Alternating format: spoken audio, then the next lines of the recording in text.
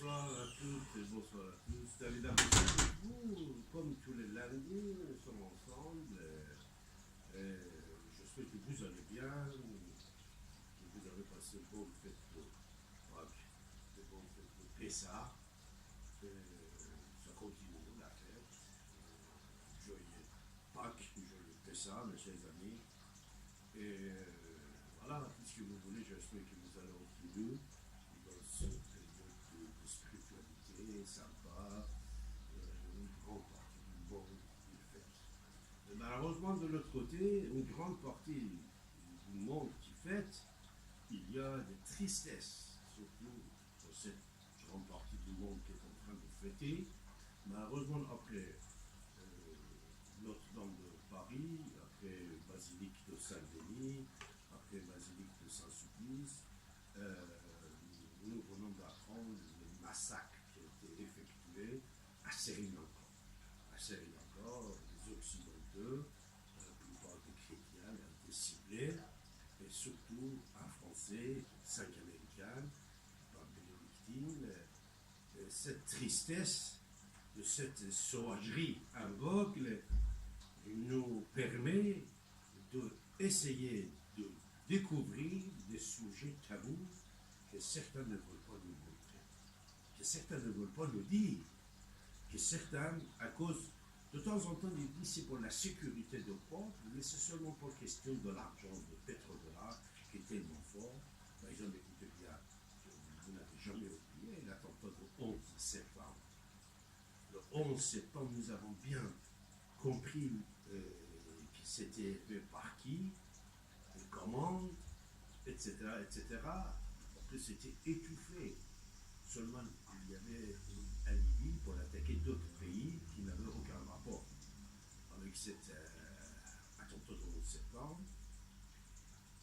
soit, disons, Afghanistan, l'Irak et la Syrie. Voilà.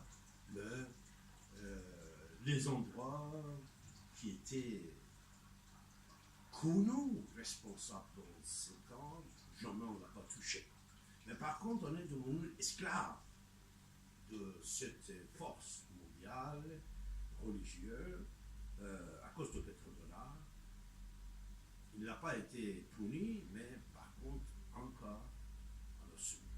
Heureusement, ici dans notre pays, je vais le dire, je vais le préciser, pourtant je sais très très bien qu'une grande partie parmi vous, vous n'aimez pas ça, surtout que maintenant l'histoire des Gilets jaunes, il ne réclame que la tête de Macron. Mais moi je dis que ce beau gosse-là, depuis qu'il est là, il a essayé de changer l'histoire. Il a essayé de ne pas être à l'ordre de pétrodollar, de ne pas faire la guerre pour le compte de pétrodollar, ce que pour la plupart des fois les Américains lui font, non? Les Américains nous payent, ils attaquent certains pays, ils attaquent, ils font ça, ils font ça. De temps en temps, c'est ça, hein, vous voyez, les questions, même le service de renseignement américain, l'intelligence, service, etc. Ah, ils font des actes et des opérations, c'est pas moi qui le dis, c'est de temps en temps, c'est le directeur de CIA qui le dit. Robert Baer, j'avais interviewé, directeur de CIA, celui qui a fait plusieurs livres, également un historien, Robert Baer, agent de CIA, directeur de CIA, il nous a dit, nous l'avons diffusé ici maintenant, aussi, comme quoi il y a de temps en temps des reporters dans le service, dans le présidentiel, insiste, lui, Robert Baer, quand j'ai interviewé, il dit que l'argent de pétrodollar participe dans les élections présidentielles américaines, et ça c'est très important pour ne pas dire la vérité au peuple et de temps en temps aussi. Alors nous, ici et maintenant, chez nous, il y avait l'histoire de Notre-Dame de Paris. Après, il y avait AZF, et vous n'avez jamais oublié l'histoire de AZF, l'attentat qui était là à l'époque. Jamais on n'a pas ouvert ce dossier. Ce dossier dans les médias, on en a parlé, mais jamais on n'a pas ouvert un dossier juridique pour trouver la cause et le comment. Après ça, vous aviez d'autres choses, Panama Papers. Panama Papers, environ plus de 1000 sociétés offshore, plusieurs milliards de dollars pertes de la France. par une banque assez fort. L'affaire va aller devant le Sénat. Le sénateur Assassi, Madame Assassi, et beaucoup d'autres sénateurs, ils vont contester, ils vont dire pourquoi le patron de cette banque qui vient ici, il jure son testament. Et il jure, mais il ment. Il ment après 2 ans, on va apprendre que lui, il a menti devant les sénateurs. Mais l'histoire, c'est oublié, ça a abandonné, on n'a pas pu. La semaine dernière, dès le matin, lundi 15 avril, dès le matin, on a commencé la diffusion de nouvelles que maintenant, non, le jour même, le soir a été oublié, la question de la guerre du Yémen et la vente des armements dans mon pays, arabo-musulmans, etc., etc. On a parlé toute la journée, même jusqu'à 18h, 18h50. On a parlé de ce sujet-là, mais tout d'un coup, c'est Notre-Dame qui va brûler. Et après, et sur Notre-Dame, ce n'est pas nous, les simples citoyens, les écrivains, ce n'est pas vous, simples auditeurs, etc. Il y a des grands de ce pays qui disent que c'est entre incendie ou attentat, il y a des doutes. Même aujourd'hui, j'ai reçu certains messages de certains responsables qui étaient responsables de magazines de Chambre et Sénat, et beaucoup d'autres personnalités qui posent cette question. Et au moment qu'un élu français il est en train de parler à ce sujet-là, qu'on pose la question et il va répondre, même sur Fox News, télévision américaine, on va couper sa parole. On ne va pas laisser parler. On ne sait pas qu'est-ce qu'il va dire, mais dès qu'il commence, on va couper la parole. C'est la force de quoi? C'est ça que vous allez nous répondre ce soir. C'est quelle force qui nous empêche de connaître la vérité et de parler, au moins parler. Parler, il n'y a pas de crime. Église de Notre-Dame, cathédrale de Notre-Dame, l'amour du monde entier. L'amour du monde entier. En homme de l'homme, il y a déjà 2 jours, il parlait à la télé, il disait, vous savez que moi je suis laïque, et j'aime Marie et Jésus, c'était la maison de Marie qui était brûlée.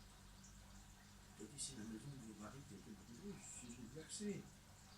La maison de Marie, vous êtes croyants de nouveau, c'est un art historique, monument historique, richesse, un patrimoine mondial. Il a brûlé comme ça. Juste au départ, je crois que seulement une seule personne il a aggravé cette doute parmi tous les gens dans le monde entier. Cette personne ne peut être que l'ex-architecte de Notre-Dame. Quelqu'un qui pendant plusieurs années était architecte. Benjamin Mouton, Benjamin Mouton, il était architecte de Notre-Dame et il est étonné de constater que Notre-Dame va brûler comme ça. Mais sans aucun doute, puisqu'il y a une censure, il y a une surveillance des paroles, il y a des paroles officielles de l'État, après des paroles des experts, de citoyens, enfin, des élus, on va la censurer. Mais lui, il a bien parlé. Donc ça, juste au départ, je vous invite à écouter Benjamin Mouton, et surtout, chaque mot, je répète, chaque mot qu'il va prononcer, c'est réfléchir. Réfléchissez sur chaque mot qu'il va vous dire, mes chers amis. Vous dites, ce type de bois ne brûle pas comme ça. Ah non. Vous savez, du chêne qui a 800 ans, c'est très dur. Essayer d'en faire brûler, enfin moi j'ai jamais essayé, mais du vieux chêne, c'est pas évident du tout. Il faut mettre beaucoup de petits bois pour y arriver. Là, je sais pas s'il y en avait. Non, j'arrête de plaisanter. Je crois que non, moi ça me stupéfie beaucoup. Et où vous mène cette réflexion? À quelle hypothèse elle vous amène? Je vois pas d'hypothèse que je puisse dire. Quelle hypothèse on pourrait dire? Que ça a été vite. On aurait pu faire autre chose, que ça n'aille pas aussi vite. Moi, je me perds en conjecture. Vous savez, on a fait à Notre-Dame, juste avant que je prenne ma retraite, c'est-à-dire dans les années 2010, on a remis à plat toute l'installation électrique de Notre-Dame. Donc il n'y a pas de possibilité de court-circuit. On a remis à plat, et aux normes contemporaines, même en allant très loin, toute la détection et protection incendie de la cathédrale, avec des éléments de témoins de mesure, d'aspiration, etc., qui permettaient de détecter un départ de feu. J'avais en bas de la cathédrale 2 hommes en permanence qui sont là jour et nuit et qui sont là pour aller voir dès qu'il y a une alerte et appeler les pompiers dès que le doute est levé. Ils sont là en permanence. En permanence, oui. Pourriez-vous avoir excusez-moi de défaillance de mécanisme d'alerte? Impossible. Tout est possible. Tout est possible. Moi, je vois mal parce que, bon, ça a été un travail colossal. Et puis, vous savez, c'est comme dans tous ces chantiers de monuments historiques, surtout Notre-Dame, on a un encadrement technique, normatif, de contrôle, etc., qui est considérable, qu'on ne voit nulle part ailleurs, qui est considérable. Donc là, je veux dire que je suis quand même assez stupéfait. Et pendant les 13 années où vous avez été l'architecte en chef du bâtiment, vous n'avez pas eu connaissance de départ de feu ça n'est jamais arrivé? Je suis ravi. On voit bien quand même que les travaux de restauration d'un monument historique qui date de tant de siècles accentuent la fragilité du monument.